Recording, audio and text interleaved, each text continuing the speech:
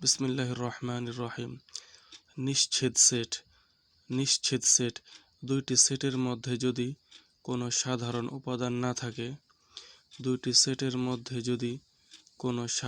উপাদান না থাকে তবে সেট দুইটিকে পরস্পর নিশ্ছেদ সেট বলে। তবে সেট দুটি পরস্পর নিশ্ছেদ সেট হবে আর কি। দেওয়া আছে a = 246 এবং b = 135। তাহলে আমরা লিখব নিশ্ছেদ সেটে a ইন্টারসেকশন b। নিশ্ছেদ সেটের মধ্যে ইন্টারসেকশন হবে, ইউনিয়ন হবে না।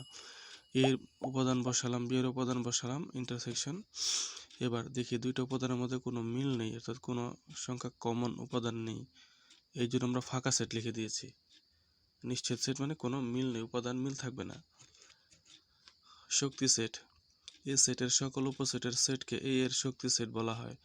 এ সেটের সকল উপসেটের সেটকে এ এর শক্তি সেট বলা হয় এবং পাওয়ার অফ এ দ্বারা প্রকাশ করা হয়। মনে করি বা দেওয়া আছে a = mn একটি সেট, a = mn এটা একটি সেট। এই সেটের উপসেট সমূহ কি? এই সেট থেকে কি কি উপসেট বানানো যায়? যেগুলো বানানো যায় mn দিয়ে একবার, m একবার, n একবার, ফাঁকা একবার, এগুলো উপসেট বানানো যায়।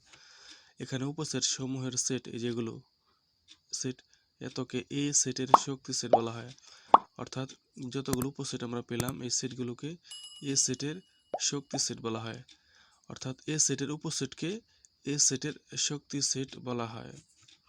এ সেটের শক্তি সেটকে পাওয়ার অফ এ দ্বারা প্রকাশ করা হয়। সুতরাং কোন সেটের সকল উপসেট দ্বারা গঠিত সেটকে ওই সেটের শক্তি সেট বলা হয়। ক্রমজোড়, একজোড়া উপাদানের মধ্যে কোনটি প্রথম অবস্থানে আর কোনটি দ্বিতীয় অবস্থানে থাকবে তা নির্দিষ্ট করে জোড়া আকারে প্রকাশকে ক্রমজোড় বলা হয়। যদি কোনো ক্রমজোড়ের প্রথম উপাদান বা পদ x এবং দ্বিতীয় উপাদান বা পদ y হয় তবে ক্রমজোড়টি x, y হবে। ক্রমজোড় x, y O a, b সমান বা x, y = a, b হবে যদি x সমান a এবং y সমান b হয়।